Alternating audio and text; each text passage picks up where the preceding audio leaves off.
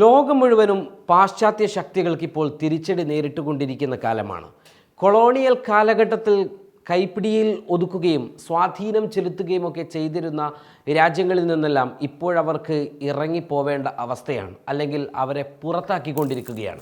ഏറ്റവും ഒടുവിൽ ഫ്രാൻസിനെ പുറത്താക്കാൻ മുന്നോട്ട് വന്നിരിക്കുകയാണ് ഐവറി കോസ്റ്റ്.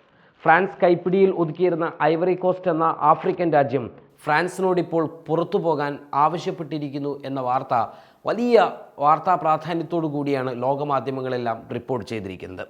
ഫ്രഞ്ച് സൈന്യം നിലയുറപ്പിച്ചിരുന്ന അബിജാനിലെ പോർട്ട് ബൗട്ട് ഐവറി കോസ്റ്റ് സൈന്യത്തിന് കൈമാറും എന്നാണ് രാജ്യത്തിൻ്റെ പ്രസിഡന്റ് ഇപ്പോൾ അറിയിച്ചു കഴിഞ്ഞിരിക്കുന്നത്. ആഫ്രിക്കൻ രാജ്യങ്ങളിൽ മിക്കയിടത്തും ഇപ്പോൾ ഇത് തന്നെയാണ് അവസ്ഥ എന്നതും നമ്മൾ മനസ്സിലാക്കണം. അമേരിക്കയെയും യൂറോപ്യൻ ശക്തികളെയും മാറ്റി നിർത്തി പുതിയ രാജ്യങ്ങൾക്ക് അനുമതി നൽകുക കൂടിയാണ് ഇപ്പോൾ ആഫ്രിക്കൻ രാജ്യങ്ങൾ ചെയ്തുകൊണ്ടിരിക്കുന്നത്. മാലി, ബുർക്കിന ഫസോ, നൈജർ തുടങ്ങിയ രാജ്യങ്ങളിൽ നിന്നും നേരത്തെ തന്നെ ഫ്രഞ്ച് സൈന്യത്തെ പുറത്താക്കിയിരുന്നു. പകരം റഷ്യൻ സൈന്യത്തെ ഈ രാജ്യങ്ങൾ പ്രവേശിപ്പിക്കുകയും ചെയ്തു.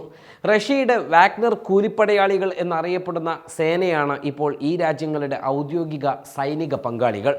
ഐവറി കോസ്റ്റിൽ നിന്നും ഫ്രഞ്ച് സൈന്യത്തെ പിൻവലിക്കാൻ തങ്ങൾ തീരുമാനിച്ചു എന്നായിരുന്നു പ്രസിഡന്റ് ഔട്ടാര വ്യക്തമാക്കിയത്. ഏകദേശം 1000-ഓളം സൈനികരായിരുന്നു ഇവിടെ ഉണ്ടായിരുന്നത്. ആഫ്രിക്കൻ രാജ്യങ്ങളിൽ മിക്കതിലും നിന്നും ഇപ്പോൾ ഫ്രഞ്ച് സൈന്യം പുറത്താണ്.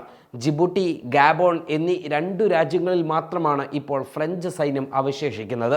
2 രാജ്യങ്ങളിലുമായി ഏകദേശം 2000-ഓളം സൈനികർ മാത്രമാണ് ഇപ്പോൾ ആഫ്രിക്കയിലുള്ളത്.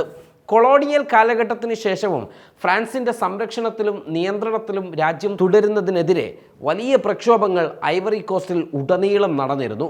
നിലവിലെ പ്രസിഡന്റ് ഔട്ടാര ഫ്രാൻസിൻ്റെ സീമന്തപുത്രനായാണ് അറിയപ്പെടുന്നത്. 2011 മുൻ പ്രസിഡന്റിനെ സ്ഥാനഭ്രഷ്ടനാക്കുന്നതിൽ ഫ്രഞ്ച് സൈന്യത്തിൻ്റെ സഹായം തേടിയ ആൾ കൂടിയാണ് നിലവിലെ പ്രസിഡന്റായ ഔട്ടാര. അദ്ദേഹം തന്നെയാണ് ഇപ്പോൾ ഫ്രാൻസ് സൈന്യം ഉടൻ രാജ്യം വിടണമെന്ന് ഫ്രാൻസിനോട് നിർദ്ദേശിച്ചിരിക്കുന്നതും. ഐവറി കോസ്റ്റിൻ്റെ ഭരണഘടനയിൽ 2 തവണ മാത്രമേ ഒരാൾക്ക് പ്രസിഡന്റായി തുടരുവാനുള്ള അധികാരവുമുള്ളൂ, അല്ലെങ്കിൽ അതിന് സാധിക്കുകയുള്ളൂ. നിലവിൽ ഔട്ടാര 3 ടേമുകൾ തന്നെ പിന്നിട്ട് കഴിയുകയാണ്. ഈ 2025 ഡിസംബറോടുകൂടി നിലവിലെ പ്രസിഡന്റിൻ്റെ കാലാവധി കഴിയാൻ പോവുകയാണ്. പക്ഷേ 4ാമത്തെ വർഷവും 4ാമതും മത്സരിക്കാൻ ഇരിക്കുകയാണ് 83-കാരനായ ഔട്ടാര. ഇതിന് ഔട്ടാര കണ്ടെത്തിയ മാർഗമാണ് ഫ്രാൻസിന് ഇപ്പോൾ വിനിയായിരിക്കുന്നത്. ഫ്രാൻസിനെതിരെ ജനവികാരം ഈ ഐവറി കോസ്റ്റിൽ ശക്തമായപ്പോൾ തൻ്റെ വഴി തുറക്കുന്നതിനായി, ആ ജനങ്ങളുടെ സ്വീകാര്യത കൈവരിക്കുന്നതിന് വേണ്ടിയാണ് ഇപ്പോൾ ഫ്രാൻസിനോട് പുറത്തു പോകാൻ അദ്ദേഹം നിർദ്ദേശിച്ചിരിക്കുന്നത്.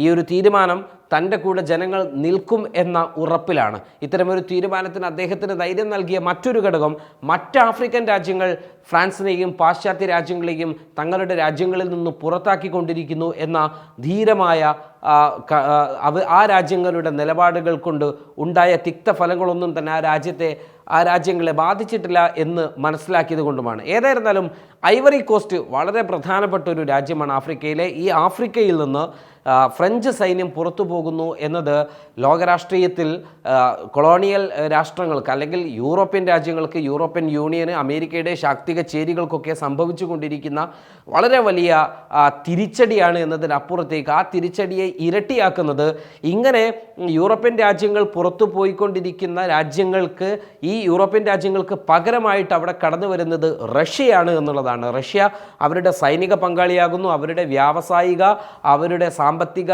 പങ്കാളികളാകുന്നു. ഇത്തരത്തിൽ റഷ്യ ലോകരാഷ്ട്രീയത്തിലേക്ക് വളരെ വലിയ ഇടപെടലുകൾ നടത്തി കുതിച്ചു കയറിക്കൊണ്ടിരിക്കുന്നു എന്നതാണ് ഇത്തരം രാജ്യങ്ങളിൽ നമ്മൾ കണ്ടുകൊണ്ടിരിക്കുന്നത്. അത് തീർച്ചയായും പടിഞ്ഞാറൻ രാജ്യങ്ങൾക്ക് തിരിച്ചടിയും, റഷ്യയെ സംബന്ധിച്ചിടത്തോളം അവർ ലോകരാഷ്ട്രീയത്തിൽ മേൽക്കോയ്മയിലേക്ക് കടന്നു വരുന്നു എന്നതിൻ്റെ സൂചന കൂടിയായി നമുക്ക് വേണം ഇതിനെ വിലയിരുത്താൻ. waytonikah.com, the exclusive Muslim matrimonial site.